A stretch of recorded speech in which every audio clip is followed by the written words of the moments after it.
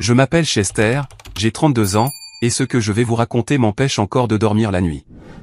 J'ai hérité d'une charmante résidence secondaire de mes grands-parents juste à l'extérieur de Boston, un endroit rempli de souvenirs d'enfance. Ma vie à Chicago en tant qu'analyste financier se déroulait parfaitement jusqu'à ce jour fatidique où j'ai visité la propriété avec Taylor de Better Homes Realty.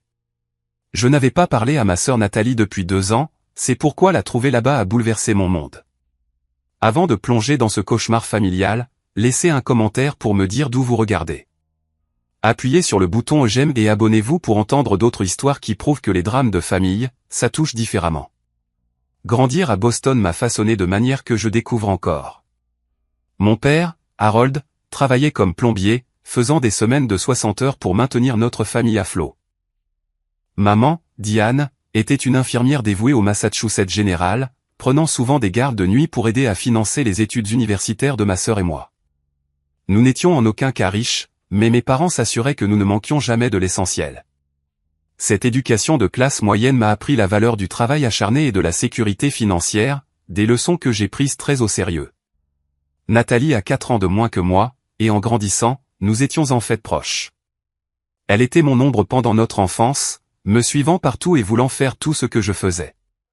Je lui ai appris à faire du vélo, je l'ai aidé avec ses devoirs de mathématiques, et j'ai même intimidé un garçon qui l'avait fait pleurer en 5e. Il fut un temps où je pensais que rien ne pourrait nous séparer. Mais les gens changent.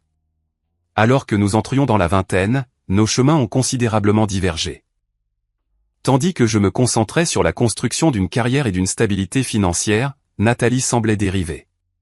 Elle a abandonné le community college après un semestre, a enchaîné une série d'emplois dans la vente au détail et a développé une habitude d'avoir besoin d'être renflouée pour tout, du loyer aux réparations de voitures.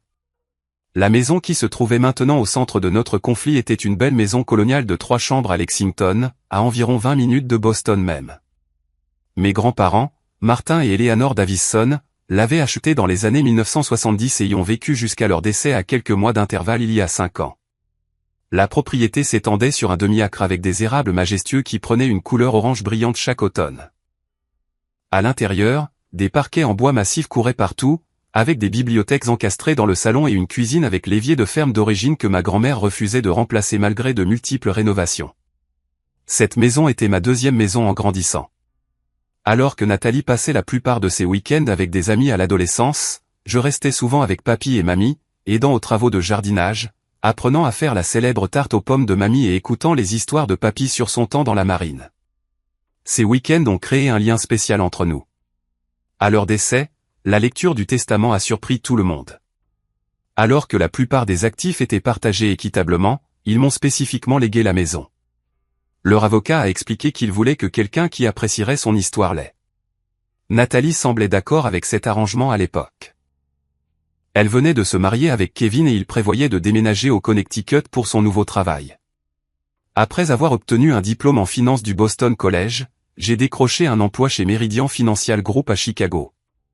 Le poste offrait un excellent potentiel de croissance et je me suis jeté à corps perdu dans la construction de ma carrière. 6 ans de journées de 14 heures et de week-ends sacrifiés avaient porté leurs fruits. J'étais maintenant un analyste financier senior avec un salaire confortable et un portefeuille d'investissement en croissance. Ma vie à Chicago avait pris racine. J'avais un condo en centre-ville avec vue sur le lac Michigan, un cercle d'amis proches, et je sortais avec Melissa depuis près de 2 ans. C'était une infirmière pédiatrique avec un esprit vif et un cœur bienveillant. Et nous avions récemment commencé à discuter de mariage. Mon plan était de la demander en mariage lors de nos prochaines vacances à Hawaï.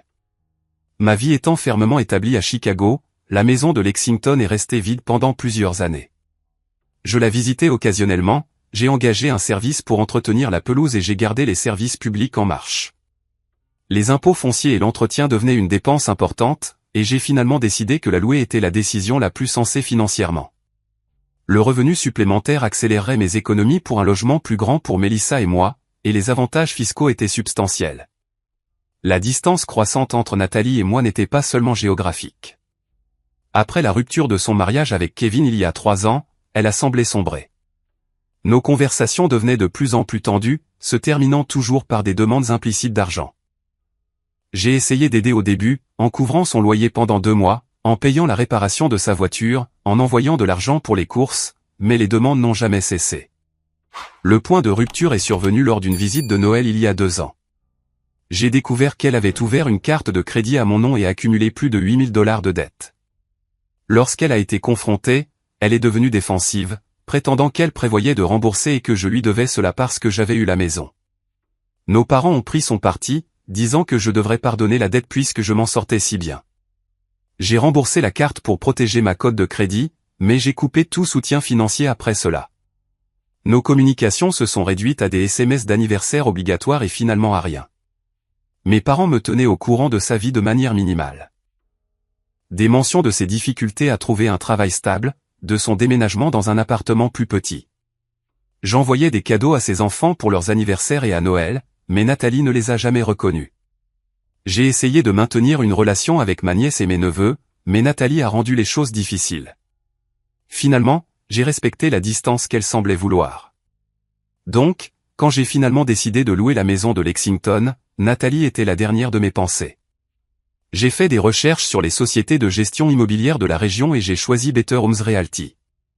Après plusieurs consultations téléphoniques, j'ai programmé une visite pour rencontrer leur représentante et préparer la propriété à la location. Je ne savais pas que cette visite rouvrirait des blessures que je pensais guéries depuis longtemps. Le matin de ma découverte s'est levé, clair et lumineux. Une parfaite journée de printemps en Nouvelle-Angleterre. J'étais arrivé de Chicago la veille au soir, séjournant dans un hôtel près de l'aéroport. Ma rencontre avec Taylor Wilson de Better Homes Realty était prévue pour 10 heures à la propriété. Je suis arrivé en avance, prévoyant de faire un rapide tour avant son arrivée. Taylor est arrivé exactement à l'heure, conduisant une Audi bien entretenue avec le logo de l'entreprise sur la portière.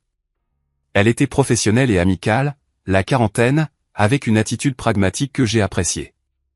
Le marché locatif dans ce quartier est très fort, a-t-elle expliqué alors que nous marchions de nos voitures vers l'allée. Des propriétés comme celle-ci se louent généralement dans les 2 semaines suivant leur mise en ligne. C'est à ce moment-là que j'ai remarqué le premier signe que quelque chose n'allait pas. La pelouse était tondue avec soin, et des fleurs de printemps avaient été plantées dans les parterres le long de l'allée, des pensées et des tulipes en pleine floraison. Je n'avais organisé aucun aménagement paysager au-delà de l'entretien de base de la pelouse. Votre entreprise a-t-elle déjà fait du jardinage, ai-je demandé à Taylor. Elle a semblé confuse. Non, nous ne ferions pas ça sans autorisation. Peut-être qu'un voisin a donné un coup de main. Puis j'ai repéré un tricycle rouge partiellement caché derrière un buisson et un panier de basket pour enfants installé au bord de l'allée. C'est étrange, ai-je dit, ralentissant le pas alors que la confusion s'installait. Il ne devrait y avoir aucun jouet d'enfant ici. Alors que nous approchions de la porte d'entrée, je l'ai entendu. Le son indubitable d'une télévision allumée à l'intérieur et des rires d'enfants. Une sensation de froid s'est installée dans mon estomac. J'ai essayé ma clé dans la serrure, mais elle ne tournait pas. Les serrures avaient été changées. J'ai sonné à la porte, échangeant un regard inquiet avec Taylor. Après un moment, des pas se sont approchés. La porte s'est ouverte, et là se tenait ma sœur Nathalie. Elle avait l'air différente de la dernière fois que je l'avais vue. Ses cheveux autrefois courts tombaient maintenant au-delà de ses épaules, et elle avait perdu du poids. Elle portait un pantalon de yoga et un t-shirt délavé des Boston Red Sox. Pendant un instant, nous nous sommes simplement regardés, sous le choc. « Chester » a-t-elle dit, sa voix montant de surprise. « Qu'est-ce que tu fais ici ?»« Ce que je fais ici, ai-je répété, incrédule. C'est ma maison. »« Qu'est-ce que tu fais ici ?» Derrière elle, je pouvais voir le salon. Les meubles de mes grands-parents étaient toujours là, mais réarrangés. Des jouets étaient éparpillés sur le sol, et un dessin animé passait sur une télévision qui n'était pas là lors de ma dernière visite. Un petit enfant, mon neveu Tyler, maintenant âgé d'environ 4 ans, a jeté un coup d'œil au coin du mur. « Oh » a dit Nathalie, se reprenant rapidement et forçant un ton désinvolte. « Nous vivons ici depuis un moment maintenant. Maman et papa ne te l'ont pas dit. » Mon esprit était embrouillé. Non, personne ne m'a rien dit. Taylor s'est raclé la gorge, mal à l'aise à côté de moi. Peut-être que je devrais vous laisser un peu d'intimité. Non, ai-je dit fermement, sans quitter Nathalie des yeux. Vous êtes ici en tant que témoin. C'est la propriété que je vous ai engagée pour gérer. Les yeux de Nathalie se sont tournés vers Taylor, puis sont revenus vers moi. Eh bien, entre, je suppose. C'est ta maison, non ? Son ton avait une pointe de défi. Je suis entré, suivi par Taylor avec hésitation. La maison sentait différemment. Un mélange de céréales pour petit déjeuner, de shampoing pour enfants et de bougies parfumées. Nathalie s'était clairement installée. Emma, ma nièce de 8 ans, est sortie de la cuisine, un bol de céréales à la main, ses yeux se sont agrandis. « Oncle Chester » s'est-elle exclamée, vraiment heureuse de me voir. Elle a posé son bol et a couru me serrer dans ses bras. Malgré ma colère, j'ai rendu l'étreinte. « Salut, Emma Bear » ai-je dit, utilisant mon ancien surnom pour elle. « Tu as tellement grandi. » Jacob, l'enfant du milieu âgé de 6 ans, est apparu en haut des escaliers, curieux de l'agitation. « C'est qui » a-t-il demandé, ne me reconnaissant pas après si longtemps. « C'est ton oncle Chester » a dit Nathalie, son ton maintenant tendu. Les enfants, montez un peu pendant qu'on discute. Mais maman, commença à protester Emma. « Maintenant, s'il vous plaît » a dit Nathalie fermement. Alors que les enfants disparaissaient à contre-cœur à l'étage, je me suis tourné vers Nathalie, luttant pour garder ma voix égale. J'ai besoin d'une explication, tout de suite. Nathalie a croisé les bras.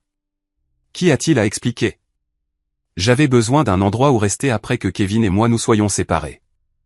La maison était vide. Maman et papa m'ont donné la permission. La permission? J'ai senti la chaleur me monter au visage. Ils ne peuvent pas donner la permission pour une maison qu'ils ne possèdent pas. Je possède cette maison, Nathalie. Eh bien, tu ne l'utilisais pas, a-t-elle dit avec dédain. C'est assez égoïste de la laisser vide alors que ta propre sœur et ses enfants avaient besoin d'un foyer. Égoïste? J'étais abasourdi. Tu t'es installé dans ma maison sans me le demander, tu as changé les serrures, et c'est moi l'égoïste? Taylor s'est agité mal à l'aise à côté de moi. Monsieur Davison, peut-être devrions-nous reporter. Tu sais quoi, Chester, a interrompu Nathalie, sa voix s'élevant. Si tu as un tel problème avec ça, pourquoi n'appelles-tu pas la police? Fais expulser ta propre sœur et ses enfants dans la rue. Ça te ferait te sentir grand, n'est-ce pas? Le défi flottait dans l'air entre nous. J'ai regardé autour de moi les preuves de leur vie ici. Des livres d'école sur la table de la salle à manger. Des dessins d'enfants aimantés sur le réfrigérateur. Des photos de famille où je n'étais pas, affichées sur le manteau de la cheminée. Ils étaient clairement là depuis des mois. Alors, c'est ce que je vais faire, ai-je dit, ma voix basse et contrôlée malgré la rage qui montait en moi. Si c'est ce qu'il faut. Le visage de Nathalie a pâli. Elle ne s'attendait clairement pas à ce que je la prenne au mot. Tu ne ferais pas ça, a-t-elle dit. Mais l'incertitude avait remplacé son défi. Je sors appeler nos parents, ai-je dit en me tournant vers la porte. Ensuite, j'appelle mon avocat. Tu as jusqu'à demain pour m'expliquer exactement comment c'est arrivé ou j'engagerai une procédure d'expulsion officielle. En sortant, j'ai entendu la voix de Nathalie derrière moi, la panique maintenant évidente. Chester, attends. Parlons-en. Mais j'ai continué à marcher. Mes mains tremblaient alors que je sortais mon téléphone pour appeler les personnes qui m'avaient apparemment trahi tout autant que ma sœur. Avec Taylor attendant maladroitement près de sa voiture, je suis resté dans l'allée et j'ai composé le numéro de mon père. Il a répondu à la 3e sonnerie. Chester, c'est inattendu, a-t-il dit, sa voix sur la défensive. Je suis à la maison de Lexington, ai-je dit sans préambule. Tu veux bien m'expliquer pourquoi Nathalie et ses enfants y vivent? Il y a eu une pause, puis un lourd soupir. Nous allions te le dire. Quand, ai-je exigé. Elle est clairement ici depuis des mois. Les serrures sont changées. Un jardin a été planté. Les enfants ont l'air installés. Baisse la voix, a dit mon père, son ton se durcissant.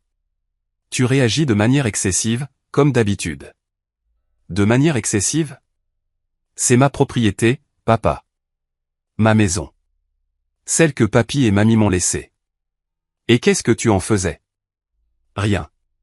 La laisser là pendant que ta sœur luttait pour garder un toit au-dessus de la tête de ses enfants. J'entendais ma mère en arrière-plan demander le téléphone. Après une discussion étouffée, elle a pris la ligne. Chester, chérie, a-t-elle commencé avec sa voix apaisante d'infirmière. Je sais que c'est un choc, mais essaie de comprendre. Nathalie était dans une situation terrible après le départ de Kevin. Il n'a pas été fiable avec la pension alimentaire, et elle a perdu son travail au cabinet dentaire. Nous aidions autant que nous pouvions, mais nos économies de retraite ne sont pas illimitées. Alors, vous lui avez donné ma maison sans me le demander, ai-je demandé, incrédule. Nous pensions que ça ne te dérangerait pas, a-t-elle dit d'une petite voix. Tu as ta vie à Chicago. Tu viens peut-être une fois par an. La maison était juste là, vide. Ça ne rend pas acceptable de donner quelque chose qui n'est pas à vous, ai-je insisté. Vous savez comment Nathalie est avec l'argent.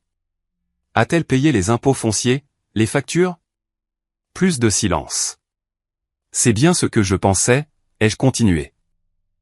Donc, non seulement vous lui avez donné ma maison sans permission, mais vous m'avez aussi laissé continuer à payer toutes les dépenses. Nous avons aidé avec les factures, s'est défendu faiblement ma mère. Je n'arrive pas à y croire, ai-je dit, passant une main dans mes cheveux de frustration. Est-ce que ça vous est même venu à l'esprit de m'appeler pour me demander? Mon père est revenu au téléphone. Nous savions ce que tu dirais. Tu es devenu si froid, Chester, si absorbé par ta vie de grande ville et ton argent. Tu as oublié ce que signifie la famille. Ces mots m'ont blessé, surtout venant de l'homme qui m'avait appris l'importance de la responsabilité. Ce n'est pas juste. J'ai toujours aidé quand je pouvais. J'ai seulement arrêté quand Nathalie a commis une véritable fraude contre moi. C'est de l'histoire ancienne, a balayé mon père. Elle était désespérée. Et elle est toujours désespérée, apparemment. Assez désespérée pour voler ma maison. Elle n'a rien volé. Elle avait besoin d'aide et nous l'avons aidée. C'est ce que fait la famille. Je passe ce soir, ai-je dit fermement. Nous devons en parler en personne. Nous tous. D'accord, a-t-il accepté sèchement. Dîner à 18h. Il a raccroché sans dire au revoir. Je suis resté là un moment, le téléphone à la main, essayant de digérer la conversation. Le sentiment de trahison était accablant. Mes propres parents avaient donné ma propriété sans même m'envoyer un SMS pour me prévenir. Taylor s'est approché prudemment. Monsieur Davison, devrais-je revenir une autre fois? J'avais presque oublié qu'elle était là. Je suis désolé pour ça, Taylor. Oui, reportons. Évidemment, je dois régler une situation familiale avant de pouvoir avancer avec des projets de location. Elle a hoché la tête avec compréhension. Les affaires de famille peuvent être compliquées. Voici ma carte. Appelez-moi quand vous serez prêt à avancer. Elle a hésité, puis a ajouté, pour ce que ça vaut, le droit locatif dans le Massachusetts est assez complexe, même avec des membres de la famille. Vous devriez peut-être consulter un avocat. Je les remerciai et les regardai partir, me laissant seul dans l'allée d'une maison qui était légalement la mienne, mais qui ne me semblait plus l'être. Prenant une profonde inspiration, je suis retourné à l'intérieur. Nathalie était assise sur le canapé du salon, sa posture tendue. Les enfants n'étaient nulle part en vue, mais je pouvais les entendre jouer à l'étage. Je viens de parler à maman et papa, ai-je dit en gardant ma voix égale. Je dîne avec eux ce soir pour discuter de cette situation. Nathalie a levé les yeux, ses yeux cerclés de rouge, mais défiants. Ils ont dit que je pouvais rester ici, Chester. Je ne suis pas entré par effraction. Ce n'était pas leur décision à prendre, ai-je répondu en m'asseyant dans le fauteuil en face d'elle. Cette maison m'appartient, Nathalie. Légalement, ils n'avaient aucun droit de te la proposer. Où étions-nous censés aller, a-t-elle demandé, sa voix se brisant légèrement. Après le départ de Kevin, tout s'est effondré. Il a vidé notre compte en banque, m'a laissé avec toutes les factures. J'ai perdu l'appartement parce que je ne pouvais pas payer le loyer. Les enfants avaient déjà changé d'école une fois cette année-là. Malgré ma colère, j'ai ressenti une pointe de sympathie. Pourquoi ne m'as-tu pas appelé? Pourquoi agir dans mon dos comme ça? Elle a ri amèrement. T'appeler? Après que tu m'aies complètement coupé les ponts. Tu as bien fait comprendre il y a 2 ans que tu en avais fini de m'aider. Je t'ai coupé les vivres après que tu aies commis une fraude à la carte de crédit à mon nom, lui ai-je rappelé. Ça ne veut pas dire que je ne t'aurais pas aidé à trouver une solution de logement légitime. L'aurais-tu fait, vraiment, a-t-elle défié. Tu as été si critique de chaque choix que j'ai fait, me regardant toujours de haut depuis ta vie parfaite avec ton travail parfait et ta petite amie parfaite. J'ai soupiré lourdement. Ma vie n'est pas parfaite, Nathalie. Je travaille 70 heures par semaine. J'ai beaucoup sacrifié pour construire une sécurité financière. Eh bien, Certains d'entre nous n'ont pas ce luxe, a-t-elle répliqué sèchement. Certains d'entre nous ont 3 enfants à nourrir et à vêtir et pas de diplôme prestigieux sur lequel se reposer. Les enfants sont apparus en bas des escaliers, attirés par nos voix élevées. Emma avait l'air anxieuse, tenant la main de Tyler. Jacob se tenait un peu à l'écart, me regardant avec méfiance. Les voir a adouci quelque chose en moi. Ils étaient innocents dans tout ça. « Salut les gars », ai-je dit en forçant un sourire. « Désolé pour l'agitation. J'étais juste surpris de vous voir tous ici. »« Vas-tu nous faire partir ?» a demandé Emma directement, son jeune visage sérieux. Avant que je puisse répondre, Nathalie a interrompu. « Personne ne fait partir personne aujourd'hui. Oncle Chester et moi avons juste une discussion d'adultes. » J'ai gardé ma langue, ne voulant pas me disputer devant les enfants. « Je dois aller m'enregistrer à mon hôtel et passer quelques appels », ai-je dit en me levant. « Nathalie, nous n'avons pas fini cette conversation. Tu as une semaine pour t'expliquer honnêtement, y compris ta situation financière, depuis combien de temps tu es ici, et quels arrangements tu as pris avec maman et papa. Ensuite, nous pourrons discuter des prochaines étapes. » Une semaine, a-t-elle répété, incrédule. Qu'est-ce qui se passe après une semaine? Cela dépend entièrement de ta sincérité et de ta coopération, ai-je dit en me dirigeant vers la porte. Je reviendrai demain après avoir parlé à nos parents. En partant, j'ai entendu Tyler demander, « Maman, pourquoi oncle Chester est en colère ?» Et ça m'a un peu brisé le cœur. Ce gâchis n'était pas de sa faute ni de celle des autres enfants, mais ça ne pouvait pas continuer. Au lieu de conduire directement à un hôtel, je me suis retrouvé à me diriger vers un café local pour me vider la tête. Assis avec un latte non touché, j'ai appelé Mélissa pour la mettre au courant de la situation. « C'est incroyable », a-t-elle dit après avoir écouté mon récit. « Tes parents ont vraiment outrepassé leurs droits. »« Je sais. Je me sens trahi par eux tous. »« Qu'est-ce que tu vas faire ?» a-t-elle demandé. J'ai soupiré lourdement. « Je ne sais pas encore. Je ne peux pas simplement jeter Nathalie et les enfants à la rue, mais je ne peux pas non plus laisser passer ça. Elle doit comprendre que les actions ont des conséquences. Fais juste attention, a conseillé Mélissa. Les conflits familiaux peuvent vite devenir compliqués. N'oublie pas, ces enfants sont ta nièce et tes neveux. Ces mots sont restés avec moi alors que je m'enregistrais au Lexington Inn pour ce qui promettait d'être une très longue semaine.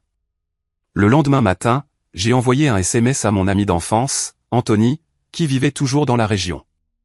Nous nous sommes arrangés pour déjeuner au Margies Dîner, un endroit local que nous fréquentions au lycée. J'avais besoin du point de vue de quelqu'un qui connaissait ma famille, mais qui n'était pas émotionnellement impliqué dans le drame actuel. Anthony n'avait pas beaucoup changé depuis notre jeunesse, juste avec moins de cheveux et plus de poids au milieu. Il m'a accueilli avec une grosse accolade et une expression inquiète. « Mec, t'as une sale gueule », a-t-il observé alors que nous nous glissions dans une banquette. « Je me sens comme ça aussi », ai-je admis. « Savais-tu que Nathalie vivait dans la maison de mes grands-parents ?» Il a grimacé. « Ouais, j'avais entendu des rumeurs. Je l'ai vue à l'épicerie il y a quelques mois avec les enfants. Elle a mentionné qu'elle restait à la maison familiale, mais n'a pas élaboré. Je pensais que tu savais. » « Eh bien, je ne savais pas, » ai-je dit, puis je l'ai mis au courant de la découverte de la veille. Anthony a sifflé doucement. « C'est dingue, Chester. Mais honnêtement, pas entièrement surprenant étant donné l'histoire de ta famille. Que veux-tu dire ? » Il a semblé mal à l'aise. « Allez, mec. Nathalie a toujours été l'enfant chéri. Tu te souviens quand elle a bousillé ta voiture en terminale et que tes parents lui en ont acheté une nouvelle alors que tu prenais le bus pour aller travailler ? Je m'en souvenais. J'avais économisé pendant 2 ans pour acheter cette Honda d'occasion, seulement pour que Nathalie l'emprunte sans permission et l'enroule autour d'un arbre. Mes parents avaient été si soulagés qu'elle ne soit pas blessée qu'ils n'ont jamais abordé l'aspect du vol. Et d'une manière ou d'une autre, on m'a dit que j'aurais dû être plus généreux pour partager. Ou que dire de ta remise de diplôme universitaire ? A continué Anthony. Quand toute ta famille est arrivée avec 3 heures de retard parce que Nathalie avait eu un léger accrochage en route. Ils ont manqué ta mention summa cum laude, mec. Ce souvenir me faisait encore mal. J'avais travaillé incroyablement dur pour cet honneur. Et ma famille n'avait vu que les 10 dernières minutes de la cérémonie de 4 heures. Ça a toujours été comme ça, ai-je reconnu. On m'applique des normes différentes des siennes. Parce que tu peux le supporter, a dit Anthony, imitant ce que mes parents m'avaient dit d'innombrables fois. Parce que tu es le responsable. Nous avons commandé le déjeuner et Anthony a partagé ce qu'il savait de la situation de Nathalie. Son ex-mari Kevin avait apparemment quitté la ville avec une serveuse du bar sportif local, laissant Nathalie avec des dettes massives et 3 enfants à charge seule. Elle avait perdu son emploi de réceptionniste dentaire peu de temps après. Je ne défends pas le fait qu'elle se soit installée chez toi sans permission, a précisé Anthony. Mais elle était dans une mauvaise passe. Elle aurait pu m'appeler, ai-je insisté. Au lieu de ça, elle a agi dans mon dos. L'aurais-tu laissé rester si elle avait demandé? A-t-il défié? J'ai hésité. Je ne sais pas. Peut-être temporairement avec des conditions claires. Mais ce n'est pas la question. La question est qu'elle n'a pas demandé. Anthony a hoché la tête. C'est juste. Après le déjeuner, j'ai conduit jusqu'à la maison de mes parents à Woburn, me préparant pour ce qui promettait d'être un dîner inconfortable. La modeste maison de plain-pied avait exactement le même aspect que pendant mon enfance. Même revêtement beige, même buisson de rhododendron flanquant les marches. Ma mère a immédiatement ouvert la porte, me serrant dans ses bras comme si de rien n'était. « Chester, c'est si bon de te voir. Entre. Entre. » Papa regarde le match, mais le dîner est presque prêt. L'odeur familière de son rôti de bœuf remplissait la maison. Une manœuvre calculée, j'en étais sûr. Ça avait toujours été mon plat préféré. Mon père a brièvement levé les yeux de la télévision alors que j'entrais dans le salon. Chester, a-t-il reconnu d'un signe de tête avant de retourner son attention sur le match de basket. Le dîner a commencé dans un silence gênant. Ma mère a fait plusieurs tentatives de conversation, me demandant des nouvelles de mon vol, de mon travail, de Mélissa, jusqu'à ce que je pose enfin ma fourchette. Pouvons-nous aborder le sujet qui fâche? Vous avez donné la permission à Nathalie de vivre dans ma maison sans me le dire. La mâchoire de mon père s'est crispée. Nous avons fait ce que nous devions faire pour la famille. Ce n'était pas à vous de le donner, ai-je répété pour ce qui semblait être la 100e fois. Tu as abandonné cette maison, a-t-il dit d'un ton accusateur. Tu la visites une fois par an au maximum alors qu'elle reste là, vide. Je n'ai rien abandonné. Je l'ai entretenue, payé les impôts, gardé les services publics en marche. C'est ce qu'on appelle être un propriétaire responsable. Pendant que ta sœur et ses enfants étaient sur le point d'être sans abri, a interjeté ma mère, sa voix tremblante. Que étions-nous censés faire, Chester? M'appeler, ai-je dit avec emphase. Me dire ce qui se passait. Me demander si je pouvais aider. N'importe laquelle de ces options aurait été meilleure que d'agir dans mon dos. Nous savions ce que tu dirais, a rétorqué mon père. Depuis cette histoire de carte de crédit, tu es froid envers Nathalie. Tu n'aurais pas aidé. Vous ne le savez pas parce que vous ne m'en avez jamais donné l'occasion, ai-je argumenté. Et même si j'avais dit non, ça aurait été mon droit. C'est ma maison. Ton grand-père aurait honte, a dit mon père, sa voix basse et cinglante. Il ne t'a pas laissé cette maison pour que tu la gardes pour toi tout seul pendant que la famille souffrait. C'était un coup bas. N'ose pas me dire ce que papy penserait, ai-je dit, ma voix tremblant de colère. Il m'a laissé cette maison parce qu'il savait que je la respecterais.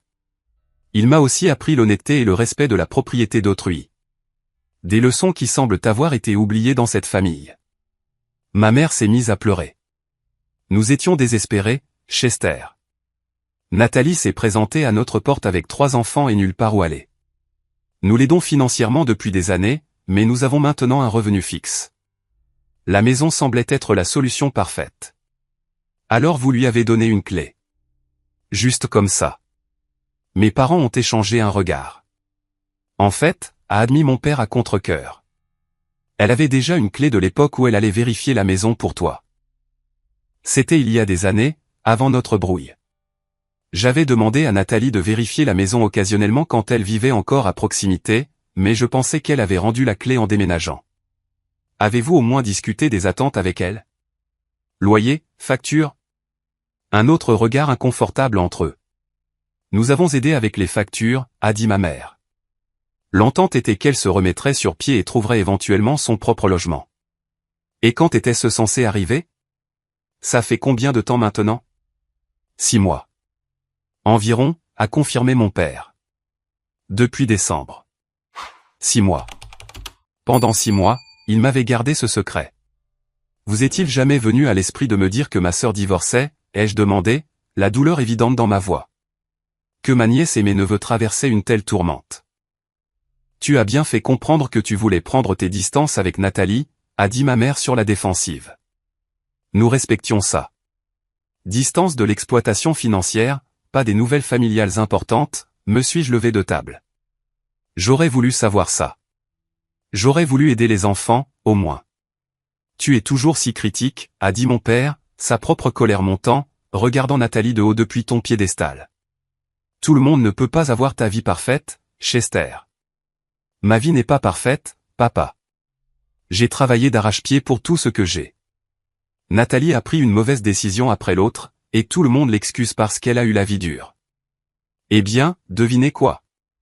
La vie est dure parfois. Ça ne lui donne pas le droit de prendre ce qui n'est pas à elle. Elle avait besoin d'aide, a pleuré ma mère. Alors vous auriez dû l'aider vous-même au lieu d'offrir ma propriété, ai-je crié, perdant finalement mon sang-froid. Ou m'appeler, ou l'aider à demander des programmes d'aide. Littéralement n'importe quoi d'autre aurait été plus approprié. Je me suis levé, incapable de continuer la conversation. Je ne peux pas faire ça maintenant. Vous savez tous les deux que ce qui s'est passé était mal, mais vous êtes tellement habitués à trouver des excuses à Nathalie que vous ne pouvez pas l'admettre. Où vas-tu? A demandé ma mère, alarmée. Retourner à mon hôtel. J'ai besoin de réfléchir. Chester, s'il te plaît, a-t-elle plaidé. Nous sommes une famille. Nous pouvons arranger ça.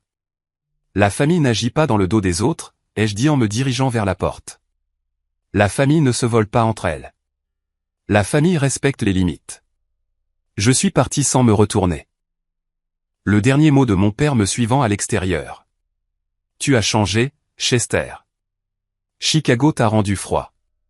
En partant, j'ai réalisé avec une clarté douloureuse qu'ils n'avaient jamais respecté ma propriété de la maison. Dans leur esprit, c'était toujours une propriété familiale que je contrôlais égoïstement. Pas étonnant qu'ils se soient sentis justifiés de la donner à Nathalie. La question maintenant était de savoir quoi faire. Le lendemain, j'ai décidé de retourner à la maison pour avoir une conversation plus approfondie avec Nathalie. J'avais besoin de comprendre exactement ce qu'on lui avait dit et quels étaient ses projets. Quand je suis arrivé vers 11 heures du matin, j'ai été surpris de voir 3 voitures dans l'allée en plus de la vieille Subaru de Nathalie. J'ai sonné à la porte et après un moment, Nathalie a répondu, l'air agité. Oh, Chester, je ne t'attendais pas aujourd'hui. De l'intérieur, je pouvais entendre des voix de femmes et des rires. C'est un mauvais moment? Ai-je demandé, bien que je me fichais que ce le soit. J'ai des amis à la maison, a-t-elle admis à contre-cœur. Un truc de café hebdomadaire qu'on fait. Je pense que cette conversation prime sur le café avec des amis, ai-je dit fermement, passant devant elle dans le couloir. Dans le salon, mon salon, étaient assises 2 femmes de l'âge de Nathalie environ, confortablement installées sur le canapé de mes grands-parents avec des tasses de café et des assiettes de pâtisserie. Elles ont levé les yeux avec curiosité à mon entrée. C'est mon frère, Chester, a expliqué Nathalie, sont entendus. Chester, voici mes amis, Lorraine et Heather. Les 2 femmes m'ont jeté des regards froids. J'ai eu la nette impression qu'elles savaient déjà qui j'étais et qu'elles avaient entendu la version des faits de Nathalie. Enchanté, ai-je dit sans grande sincérité. J'ai besoin de parler à ma sœur en privé. Lorraine, une femme mince avec une coupe de cheveux agressivement courte, n'a pas bougé. Nous savons tout sur la situation, Chester. Nathalie n'a rien à nous cacher. Quoi qu'il en soit, ai-je répondu d'un ton égal. C'est une affaire de famille. Heather, qui était plus forte avec des cheveux teints en rouge, s'est levée. Allez, Lorraine. Laissons-leur un peu d'espace. On prendra de tes nouvelles plus tard, Nat. Le regard appuyé qu'elle m'a lancé a clairement indiqué que la prise de nouvelles aurait lieu très peu de temps après leur départ. Une fois parti, j'ai examiné la pièce plus attentivement. Ce que j'ai vu m'a profondément troublé. Du courrier était empilé sur la table d'entrée, adressé à Nathalie à cette adresse, une partie datant de plusieurs mois. Des photos de famille avaient été arrangées sur les murs, remplaçant certaines des œuvres d'art de mes grands-parents. Une grande bibliothèque qui contenait autrefois la collection de livres d'histoire de mon grand-père affichait maintenant des livres pour enfants et des objets décoratifs. Tu es ici depuis un moment, ai-je observé. Nathalie a croisé les bras sur la défensive. Depuis décembre, je te l'ai dit. Et tu t'es clairement bien installé. J'ai traversé la maison, faisant l'inventaire des changements. La salle à manger avait maintenant un coin d'art pour enfants installé dans un coin. Le bureau avait été converti en ce qui semblait être une chambre pour Jacob, avec des affiches de sport sur les murs et des jouets éparpillés sur le sol. Mais ce qui m'a vraiment arrêté net, c'est l'état du vaisselier en porcelaine de ma grand-mère dans la salle à manger formelle. Le magnifique meuble en merisier avait été peint en blanc crayeux, et plusieurs des délicates pièces de porcelaine à l'intérieur, transmises de génération en génération, manquaient. Qu'est-il arrivé à la porcelaine de grand-mère, ai-je demandé, ma voix dangereusement calme. Nathalie s'est agitée, mal à l'aise. Les enfants ont cassé quelques pièces accidentellement. Ils jouaient et un ballon a heurté le vaisselier. Alors, tu as peint un meuble en merisier de 200 ans en blanc. Elle a haussé les épaules. Ça a l'air plus moderne maintenant. Le bois sombre était déprimant. Quelque chose a craqué en moi. Tu n'avais aucun droit de modifier quoi que ce soit dans cette maison, Nathalie. Ce n'est pas à toi. C'est juste de la peinture, Chester. On peut la décaper si ça t'importe tant que ça. Ce n'est pas la question. Tu as agi comme si tu possédais cet endroit. Tu t'es installé, tu as redécoré, tu as invité tes amis à le traiter comme si c'était ta maison. C'est ma maison. A-t-elle crié en retour. Peut-être pas légalement sur le papier, mais c'est plus ma maison que la tienne. Tu l'as abandonnée. Je n'ai rien abandonné, ai-je dit à travers mes dents serrées. J'ai entretenu cette propriété, payé chaque facture. Pendant que tu vis ta vie parfaite à Chicago, a-t-elle craché. Certains d'entre nous n'ont pas ce luxe. Certains d'entre nous ont de vrais problèmes. Et certains d'entre nous font des choix responsables, ai-je rétorqué. Tes vrais problèmes sont en grande partie de ta propre faute, Nathalie. Ses yeux ont brillé de colère. Espèce de salaud sans cœur. Tout le monde n'a pas les opportunités que tu as eues. Nous avons eu exactement les mêmes opportunités. Mêmes parents, mêmes écoles, même chance d'aller à l'université. J'ai travaillé pour payer mes études pendant que tu faisais la fête et que tu abandonnais. J'ai construit une carrière pendant que tu passais d'un emploi à l'autre. J'ai économisé de l'argent pendant que tu accumulais les dettes. Tu ne sais rien de ma vie, a-t-elle dit amèrement. Tu n'as aucune idée de ce que c'est d'être une mère célibataire de 3 enfants. Tu as raison. Je ne sais pas, ai-je concédé. Mais je sais ce que c'est d'avoir des membres de sa famille qui profitent de vous à plusieurs reprises, qui vous volent, qui agissent dans votre dos. Les enfants étaient apparus en haut des escaliers, attirés par nos voix élevées. Emma était au bord des larmes. Jacob me foudroyait du regard avec hostilité, tandis que Tyler avait juste l'air confus. Les enfants, retournez à l'étage, a ordonné Nathalie, sa voix tremblante. Pourquoi oncle Chester te crie dessus, a exigé Jacob, sans bouger. Parce que votre oncle ne se soucie que de l'argent et des choses, a dit Nathalie à voix haute, ne faisant aucune tentative pour les protéger du conflit, pas de la famille. C'était un coup bas, utiliser les enfants comme levier émotionnel. Ce n'est pas vrai, ai-je dit en modulant mon ton. Je me soucie beaucoup de la famille. Une famille qui se respecte mutuellement. Le respect, a ri Nathalie durement. Tu veux jeter ta sœur et ses enfants à la rue et appeler ça du respect? Je n'ai jamais dit. Tu devras nous traîner dehors, a-t-elle continué, jouant pour les enfants.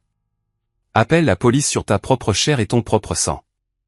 Arrête ça, Nathalie, ai-je prévenu. Ne manipule pas les enfants comme ça. Je suis allé dans la cuisine pour me ressaisir. Et c'est là que je l'ai vu.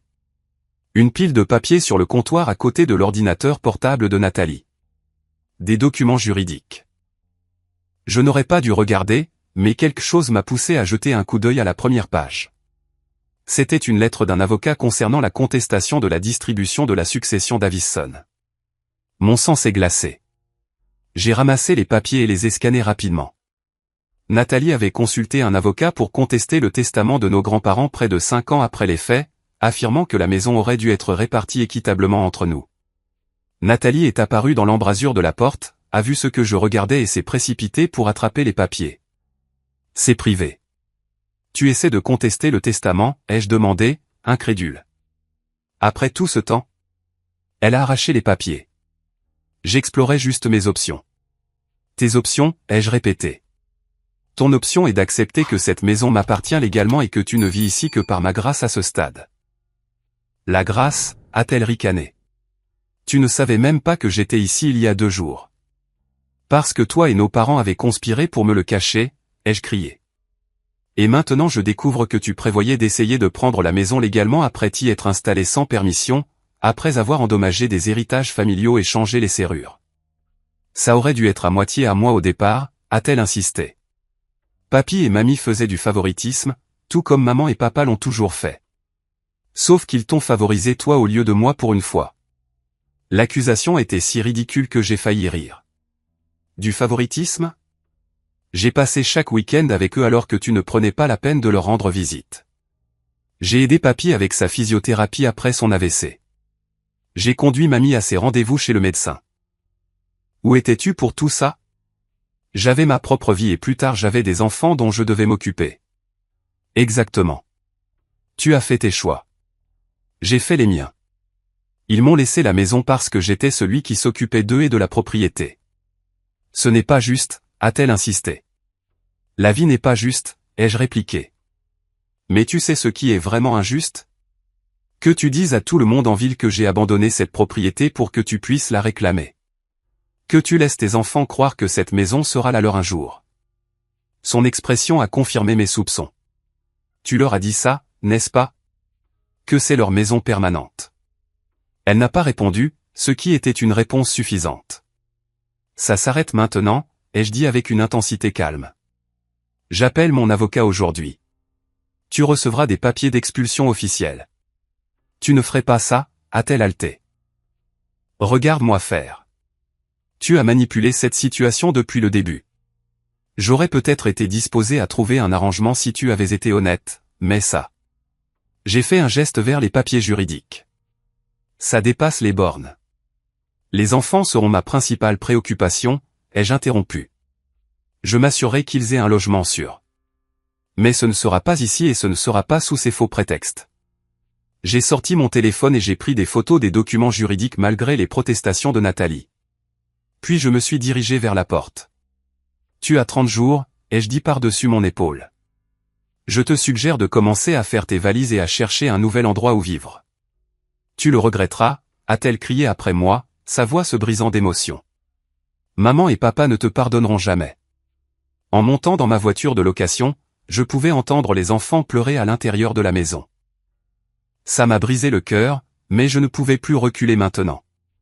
Nathalie était allée trop loin, et si je n'établissais pas de limite claire, ce schéma ne finirait jamais.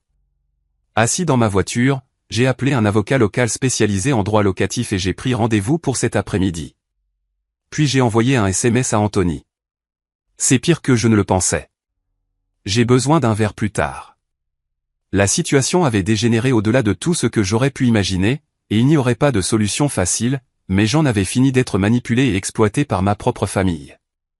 De retour dans ma chambre d'hôtel ce soir-là, je suis resté allongé sur le lit, fixant le plafond, mentalement et émotionnellement épuisé.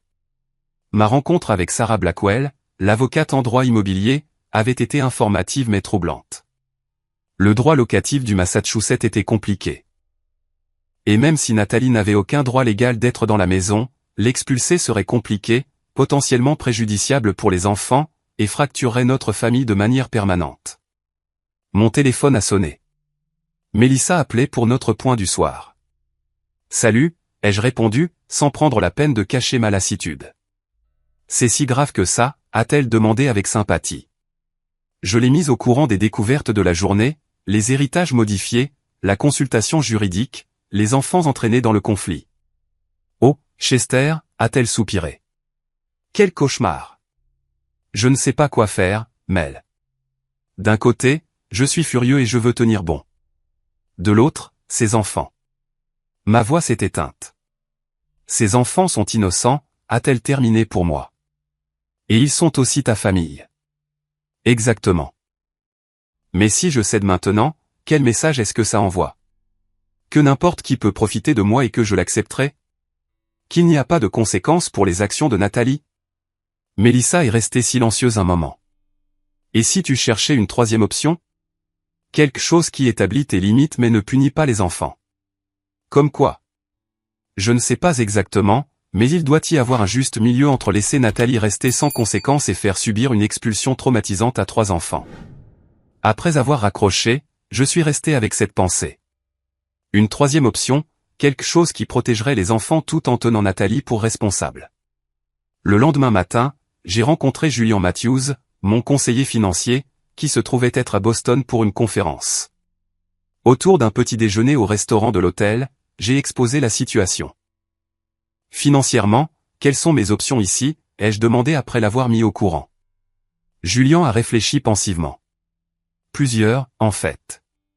Tu pourrais vendre la propriété et utiliser une partie des bénéfices pour aider ta sœur à trouver un logement convenable. Peut-être avec un arrangement structuré où les paiements vont directement à un propriétaire plutôt qu'à elle. Ça résoudrait le problème immédiat, ai-je reconnu. Mais je ne suis pas sûr d'être prêt à vendre une propriété familiale avec tant d'histoire et de signification. Alternativement, a poursuivi Julian, tu pourrais formaliser un contrat de location avec ta sœur, à un taux inférieur au marché, mais avec des conditions strictes concernant l'entretien de la propriété, des paiements de loyer partiels en temps voulu, et peut-être des conseils financiers. Elle s'est avérée indigne de confiance, ai-je souligné. Qu'est-ce qui l'empêcherait de violer tout accord que nous ferions? Des conséquences juridiques clairement énoncées dans l'accord, a-t-il répondu. Et peut-être un garant ou un co-signataire tiers. Bien que je suppose que tes parents ne seraient pas idéaux pour ce rôle. Alors que nous discutions des options, mon téléphone a sonné avec un numéro local inconnu.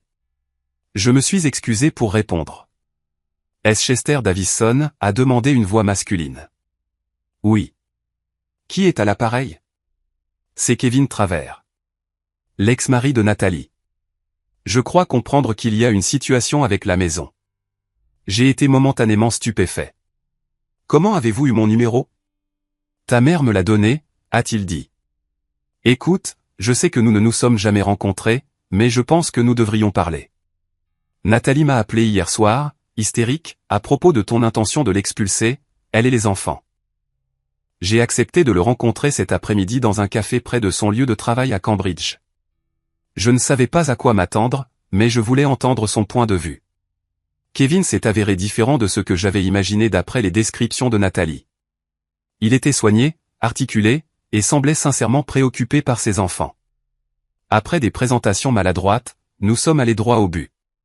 Je veux être clair, a-t-il commencé, que je n'ai jamais abandonné ma famille, malgré ce que Nathalie a pu te dire. Notre mariage s'est effondré, oui, mais je me bats pour une garde et des visites équitables depuis le premier jour. Elle a laissé entendre que vous les aviez laissés sans soutien, ai-je dit prudemment. Kevin a soupiré lourdement. Je n'ai jamais manqué un paiement de pension alimentaire. Pas une seule fois. J'ai les registres pour le prouver. Nathalie a constamment interféré avec mes visites ordonnées par le tribunal et a monté les enfants contre moi. Cela ne correspondait pas à l'histoire que j'avais entendue de mes parents et de Nathalie. Si c'est vrai, pourquoi n'avez-vous pas engagé de poursuite judiciaire? Je l'ai fait, a-t-il dit en sortant son téléphone et en me montrant des documents du tribunal. Je suis retourné au tribunal de la famille 3 fois au cours des 2 dernières années. La dernière audience est le mois prochain. Nathalie trouve toujours des moyens de retarder et d'obstruer. Alors que Kevin partageait plus de détails sur leur divorce et ses conséquences, une image plus claire s'est dessinée. Celle de Nathalie non pas seulement comme une victime des circonstances, mais comme quelqu'un qui manipulait les situations à son avantage et utilisait les enfants comme des pions. Ne vous méprenez pas, a ajouté Kevin en voyant mon expression. Je ne prétends pas être parfait. Notre mariage avait de vrais problèmes des deux côtés, mais le récit selon lequel je les ai abandonnés est tout simplement faux. Pourquoi me dites-vous tout ça, ai-je demandé. Il m'a regardé droit dans les yeux. Parce que ce sont aussi mes enfants, et je me soucie de ce qui leur arrive. Nathalie crée le chaos et l'instabilité dans leur vie. Ils ont besoin de structure et de cohérence. Que me suggéreriez-vous de faire concernant la situation de la maison? Honnêtement, je pense que tu dois établir des limites fermes avec Nathalie. Elle répond aux conséquences claires, pas à la générosité. Elle voit juste ça comme une faiblesse à exploiter. Il a fait une pause. Mais quoi que tu fasses, s'il te plaît, considère l'impact sur Emma, Jacob et Tyler. Ils sont pris au milieu de problèmes d'adultes qu'ils n'ont pas créés. Après avoir rencontré Kevin, j'ai fait un tour en ville pendant un moment, en réfléchissant. La complexité de la situation s'était approfondie, mais ma détermination à trouver une solution à la fois juste et compatissante aussi. Ce soir-là, j'ai fait des recherches sur les options de logement abordables dans la région. Le Massachusetts avait plusieurs programmes pour les parents célibataires, y compris certains avec des services de soutien qui pourraient bénéficier à Nathalie. J'ai également examiné les ressources en thérapie familiale, me demandant si une aide professionnelle pourrait faciliter la guérison pour nous tous. Sur la recommandation de Sarah Blackwell, j'ai consulté le Dr Marcus Reynolds, un thérapeute familial spécialisé dans les situations de conflit élevés. Ses idées ont été précieuses. D'après ce que vous décrivez, a-t-il dit après que j'ai exposé la situation, votre sœur présente des schémas cohérents avec une dépendance où elle estime que tout lui est dû. Elle a appris que la manipulation et la victimisation répondent à ses besoins. Cela semble exact, ai-je convenu. Mais comment puis-je briser ce schéma sans causer plus de tort, en particulier aux enfants? Des limites claires avec un soutien compatissant, a-t-il conseillé. Faites clairement savoir ce que vous tolérez et ne tolérez pas, mais offrez également une assistance concrète qui l'autonomise au lieu de la maintenir dans sa dépendance. À la fin de la semaine, j'avais élaboré un plan structuré. Il n'était pas parfait, et il nécessiterait un compromis important de toutes les parties, mais il offrait une voie à suivre avec laquelle je pouvais vivre moralement et émotionnellement. Le plan comprenait un calendrier de 3 mois pour que Nathalie trouve un nouveau logement avec mon aide financière pour le dépôt de garantie et le premier mois de loyer. L'occupation continue de la maison de Lexington pendant cette période conditionnée à un soin approprié de la propriété et à des mises à jour hebdomadaires sur sa recherche de logement, des conseils financiers comme condition de mon aide, un engagement de ma part à créer un fonds d'éducation pour Emma, Jacob et Tyler, des droits de visite réguliers pour moi avec ma nièce et mes neveux, une demande que mes parents contribuent au plan de transition s'ils souhaitaient être impliqués. Ce ne serait pas facile, et je n'avais aucune illusion sur le fait que Nathalie l'adopterait immédiatement. Mais c'était une solution que je pouvais défendre, une solution qui reconnaissait mes droits légaux tout en reconnaissant ma responsabilité morale envers la famille. Armé de ce plan, j'ai programmé une réunion finale à la maison avec Nathalie, préparée à toute réaction qui pourrait survenir. Quand je suis arrivé à la maison pour notre réunion finale, Nathalie était seule. Les enfants étaient à l'école, ce qui était préférable. Cette conversation devait avoir lieu entre adultes sans manipulation émotionnelle, sans utiliser les enfants comme bouclier. Elle m'a laissé entrer en silence, sa posture défensive mais moins hostile qu'auparavant. La maison était sensiblement plus rangée, et j'ai repéré des boîtes dans le coin. Elle avait au moins commencé le processus de tri de ses affaires. J'ai beaucoup réfléchi à cette situation, ai-je commencé, assis à la table de la cuisine, à notre histoire familiale, aux enfants, à ce qui est juste pour toutes les personnes impliquées. Nathalie est restée debout, les bras croisés. Et je ne vais pas engager de procédure d'expulsion officielle, ai-je dit calmement. Sa posture s'est légèrement détendue, le soulagement évident sur son visage. Donc nous pouvons rester. Temporairement, et sous condition, ai-je précisé, et j'ai procédé à l'exposé de ma proposition. Comme je m'y attendais, elle a d'abord rechigné à l'exigence de conseils financiers et au calendrier de 3 mois.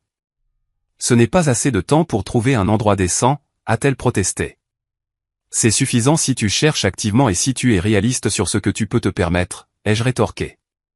J'ai fait des recherches approfondies sur le logement dans cette région, il y a des options dans ton budget, surtout avec l'aide que j'offre. Et si je refuse tes conditions?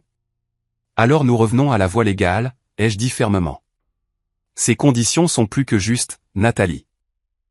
Elles répondent à tes besoins tout en respectant mes droits de propriété. Elle est restée silencieuse un long moment, réfléchissant. Et l'école des enfants? Ils sont installés ici. Les districts que j'ai identifiés les maintiendraient dans les mêmes écoles, les jeux assurés. J'y ai pensé. Une autre longue pause.